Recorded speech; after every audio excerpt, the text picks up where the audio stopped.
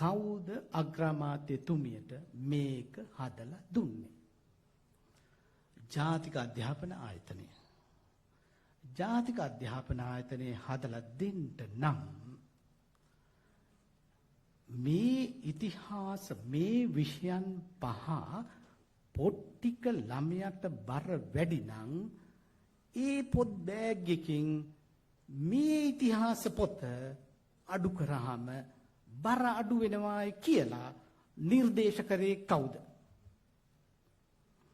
අන්නේ නිර්දේශ තමයි මම හොයන්නේ. එසේ නිර්දේශ කරා නම් ඒ නිර්දේශ කරන්නට බලපාපු සාධකයේ කුමක්ද? ඒ නිර්දේශ කිරීම සඳහා යොදාගත් විද්වත් මණ්ඩලය කවුද? ඒ විද්වත් මණ්ඩලය නිර්දේශයන් කෝ? ඒ විද්වත් මණ්ඩලයේ කවුද? කාටද කතා කරේ?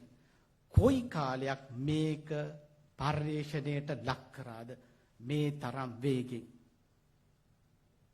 අන්න ඒක තමයි මම ජාතික අධ්‍යාපන ආයතනයෙන් ඉල්ලන ඉල්ලීම. මගේ මූලික ප්‍රයන්තය රජයේ පෙරලීමටවත් රජයට මේ විහසනයක් ඇති කිරීමටවත් හෝ වෙනත් ක්‍රියාමාර්ගයක් ගැනීමට නෙවෙයි මගේ උත්සාහය. මගේ උත්සාහය තියෙන්නේ මේ හර විෂය වෙනද වගේම විෂය ඉතිහාස විෂය තියන්න කියන ප්‍රයන්තයට තමයි මගේ සම්පූර්ණ කාලය වැය කරන්නේ. මොකද රජයත් එක්ක කතා කළා පහුගිය රජයල් එක්ක කතා කළා විසඳගත්තා නම් මේ ප්‍රශ්නේ මේ රජයත් එක්ක කතා කළා විසඳාගත යුතුයි. හැබැයි අපිට තව ප්‍රශ්නයක් තියෙනවා. මේ ප්‍රශ්නේ ඇති වුණ නිසා මම හරි ආඩම්බරෙන් හිටියා පේරාදෙණිය විශ්වවිද්‍යාලයේ ඉතිහාස අධ්‍යයනාංශයේ තමයි වැඩිම ළමයි ප්‍රමාණයක් ඉතිහාස විෂය හදාරන්නේ. ළමයි 400කට ආසන්න ප්‍රමාණයක් විෂය හදාරනවා. මම ඉතිහාස විෂය ස්පෙෂල් වලට තෝරගත්තේ ළමයි පේරලා බේරලා. ළමයි මොකද 120ක් පමණ විෂය හදාරන්න කැමති වුණා. නමුත් 120ක් හදාරන්න මට සම්පත් නැහැ මගේ දෙපාර්තමේන්තුවේ. ඒ නිසා මම 80ට අඩු කරලා ළමයි ගත්තා. හැබැයි මේ ප්‍රශ්නේ මතුවන නිසා ගිය සතියේ ඊයේ වෙනකොට ඉතිහාස විෂය තෝරගන්න ළමයි ප්‍රමාණය 20 දක්වා අඩු වුණා. මම පෞද්ගලිකව මේ ප්‍රශ්නේ කොච්චර දුර මට ඇවිල්ලාද කියලා තේරුම් ගන්න. ඒ නිසායි මන් රජයෙන් ඉල්ලන්නේ වහාම මේ හර විෂය ඒ තැන තියන්න.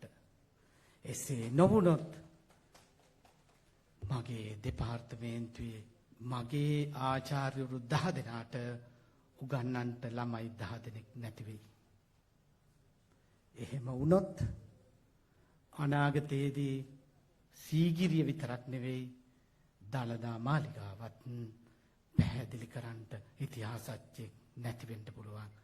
එසේ නොවුනොත් බරපතල ප්‍රශ්නේ තමයි ඉතිහාසයේ නොදන්නා අය අපේ ශ්‍රී ලංකාවේ ඉතිහාසය නැවත ප්‍රතිනිර්මාණය කරනවා සාවද්‍ය අයුරින්. ඒක මේ පිටුපස තියෙන ප්‍රධාන තර්ජනය. මගේ දෙපාර්තමේන්තුවේ කැනඩාවේ සහ ජර්මනියේ ඉගෙන ගන්නා ආචාර්ය උපාධිය කරන දෙදෙනාම අස්වීමේ සහතිකය බාරදී අවසන්. මං ජර්මනියේ ඉන්න කෙනාගෙන් ඇහුවා මගේ ශිෂ්‍යාවක් ජර්මනිය තුල ඉතිහාස විෂය කොහොමද කියලා. ජර්මනිය තුල ඉතිහාස විෂය තියෙනවා හිට්ලර් ගැන උගන්වනවා. ඇයි හිට්ලර් ගැන උගන්වන්නේ? හිට්ලර් ඒ රටේට කළු පැල්ලමක් ඇති කරා. ඒ කළු පැල්ලම නැවත කිසිදා ඉතිහාසයේ තුල ජනිත නොවේවායි ළමයින්ගේ සිත් තුල ඇති කරවනු පිණිස ඉතිහාසයේ විෂය රටේ උගන්වනවා හිට්ලර් එක්ක. මමත් ආචාර්ය උපාධිය කරන කාලේදී ඉන්දියාවේ ඉතිහාස විෂය වෙනම ප්‍රශ්න පත්‍රයක් මට ලියන්න සිද්ධ වුණා. මම දන්න විදිහට නිශ්චිතවම කියන්න බැරි වුණත් මට සෝවියට් දේශයේ වෛද්‍ය පීඨයේ ළමයි ඉතිහාස විෂය ලියනවා.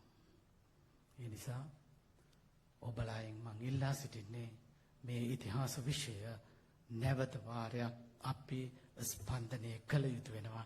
සමාජයේ තුල නැවත ඒක ස්පන්දනය වෙන වගේම අපි හාර විෂයක් ඇටියට නැවත වාරයක් දැමිය යුතුයි කියන ඒකායන පරමාර්ථයෙන් තමයි මගේ සටන මෙහෙවන්නේ. වෙනත් කිසිම අරමුණක් මා සතුව නැහැ. බොහොම ස්තුතියි.